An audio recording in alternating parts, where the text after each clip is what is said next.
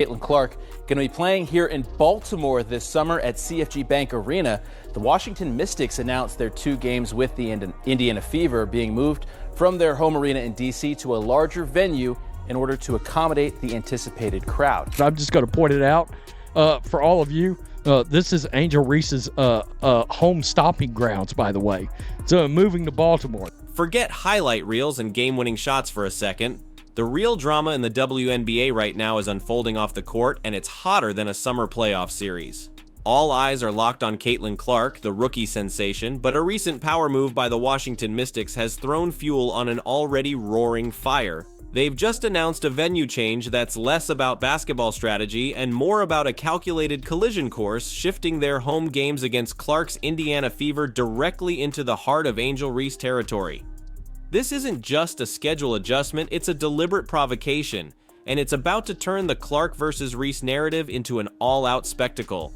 Official release, straight from the NBA website, man.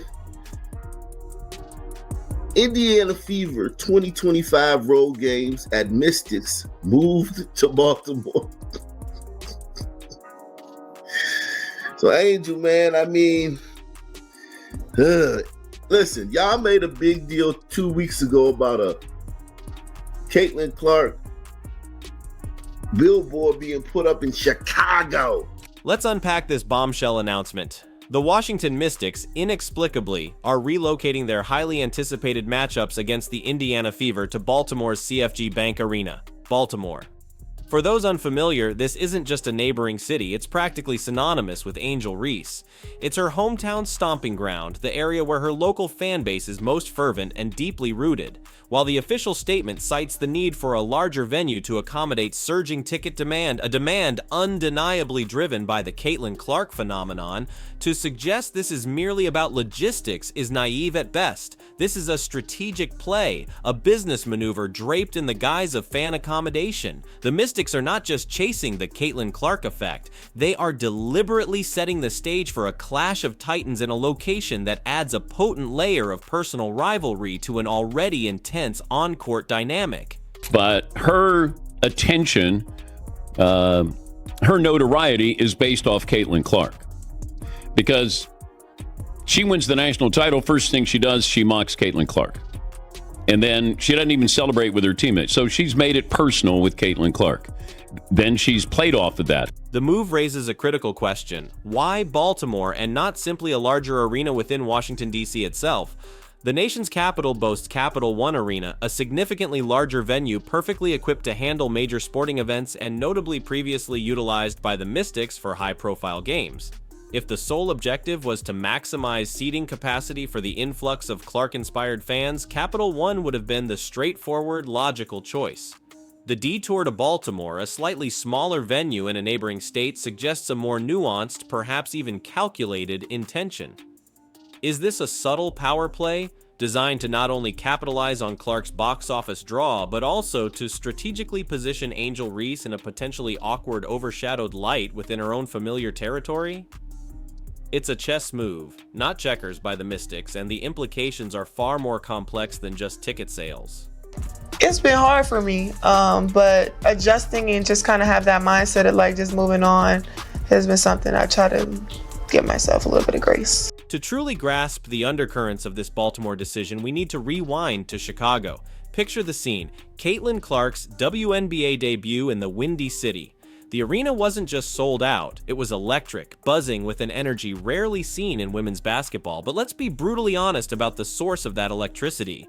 While Angel Reese was also on the court, the overwhelming fervor wasn't directed at her. Fans weren't fixated on routine plays or searching for exaggerated celebrations. They were there for the spectacle of Caitlin Clark, for the audacious logo threes that defied belief, the laser-precise passes that threaded through defenses, the sheer, unadulterated dominance that had defined her collegiate career.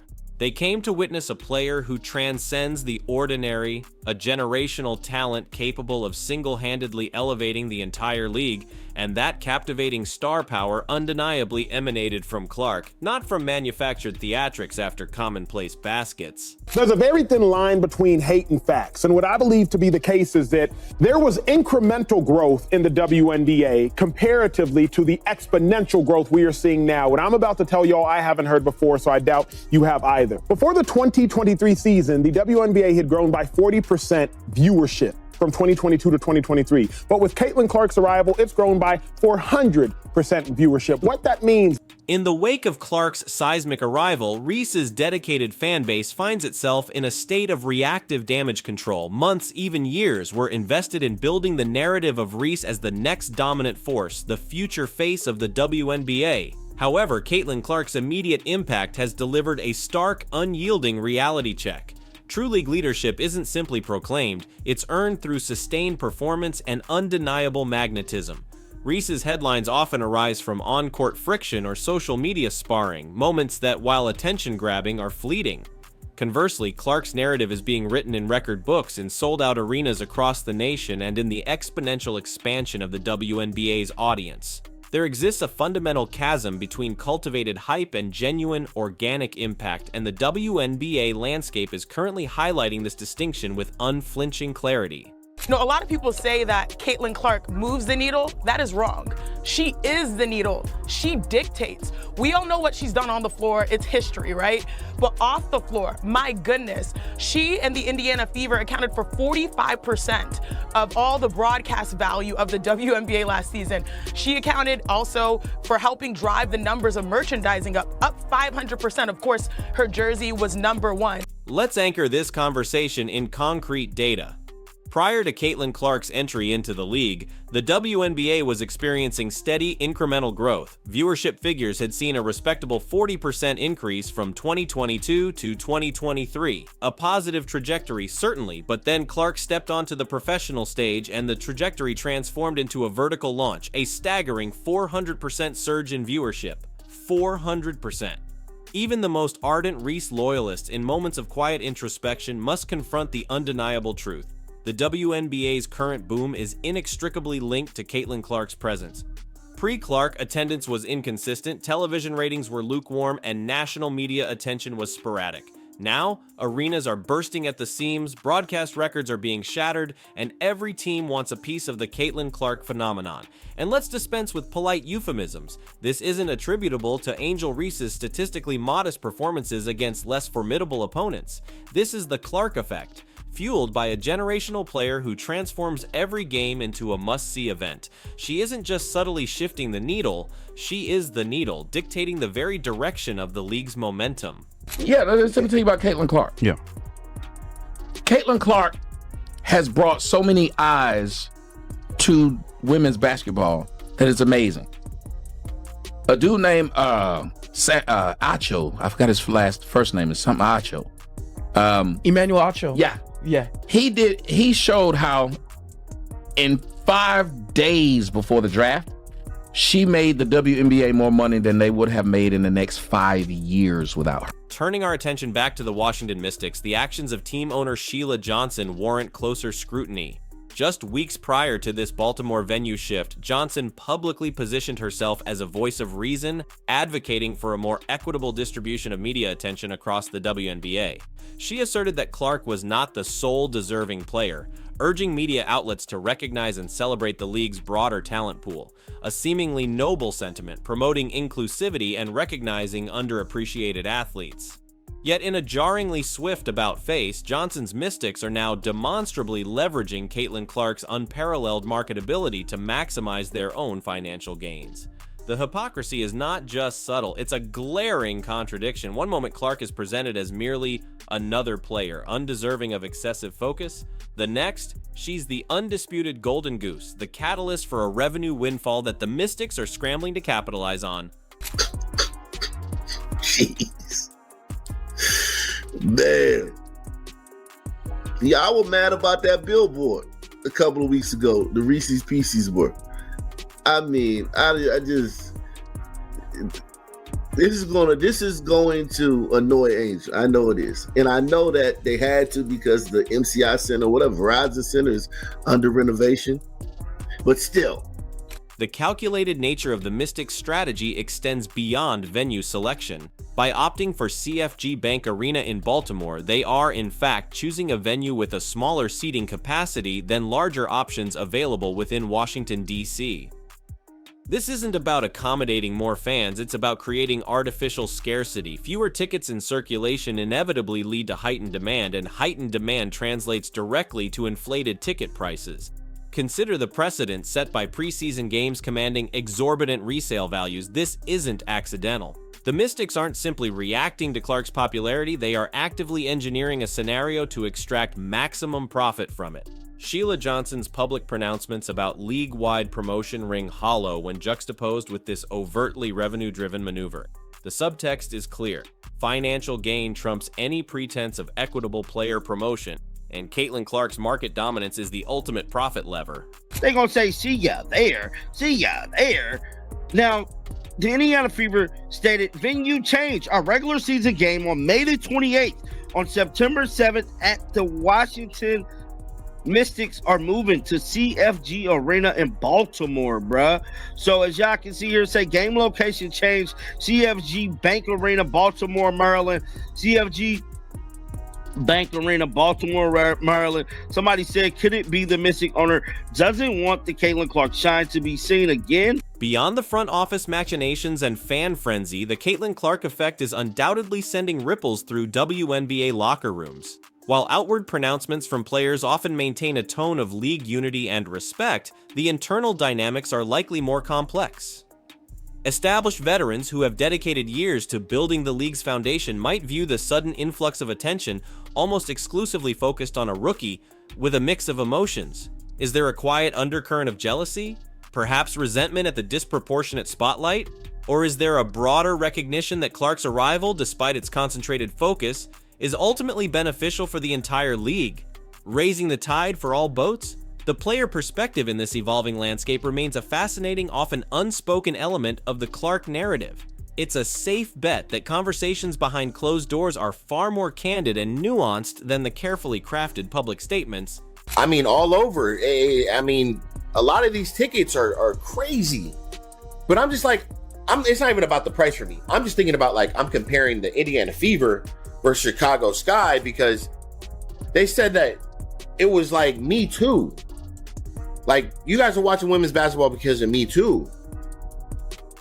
I mean, bro, everybody could get into this. Like, literally everybody could get into this game. The Caitlin Clark phenomenon isn't confined to Chicago or Baltimore, it's a league-wide wildfire. Teams across the WNBA are rapidly adapting, attempting to capture even a sliver of the unprecedented attention Clark commands. Marketing departments are undoubtedly scrambling to feature Fever games more prominently. Ticket sales strategies are being revised to capitalize on the Clark effect when Indiana comes to town, and broadcasts are increasingly highlighting Fever matchups as must-see events. Visiting teams are likely experiencing a surge in their own ticket sales simply by virtue of being on the Fever's schedule. This isn't just about individual rivalries anymore, it's about the entire WNBA ecosystem recalibrating around a singular dominant star. The Mystics' Baltimore move, while perhaps particularly pointed, is likely just the tip of the iceberg. Expect to see more teams employing creative strategies, both overt and subtle, to ride the wave of Clark mania and translate her individual star power into broader league-wide gains. So last night we read Time magazine where Caitlin Clark was named Athlete of the Year. Why couldn't they have put the whole WNBA on that cover and said, the WNBA is the League of the Year because of all the talent that we have? Because when you just keep singling out one player, it creates hard feelings. Sheila, one moment you're preaching about how the media should give other players more shine, and the next, The burning question now becomes, is the Caitlin Clark effect a sustainable engine for long-term WNBA growth, or is it a fleeting, albeit spectacular bubble? While the immediate surge in viewership, attendance, and media attention is undeniably transformative, the league must strategically navigate this moment to ensure lasting impact. Can the WNBA convert casual observers drawn in by Clark's novelty into dedicated, long-term fans of the broader league? Will this newfound attention translate into increased investment in infrastructure, player development, and marketing for all teams, not just the Fever? Or is there a risk of over-reliance on a single star, creating a boom and bust cycle? The next few seasons will be critical in determining whether the Caitlin Clark era marks a true paradigm shift for women's basketball, or simply a dazzling but ultimately ephemeral moment in the spotlight. The WNBA's long-term trajectory hinges on its ability to capitalize on this unprecedented surge and build a sustainable future beyond the immediate spectacle. But I've got a theory that Sheila Johnson is trying to do two things here. Number one, she's trying to screw Indiana Fever fans and Caitlin Clark fans. 6,000 less tickets available.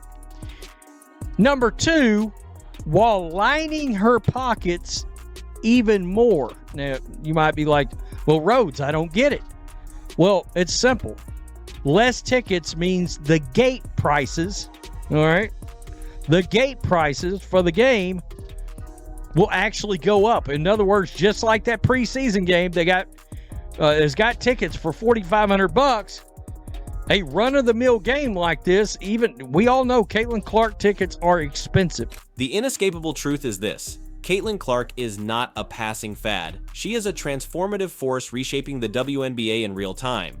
Those who cling to narratives of manufactured hype or fleeting trends are increasingly out of step with reality. Sold-out arenas, unprecedented viewership figures, strategic venue shifts, and league-wide marketing adjustments, these are not fleeting anomalies, they are indicators of a fundamental shift.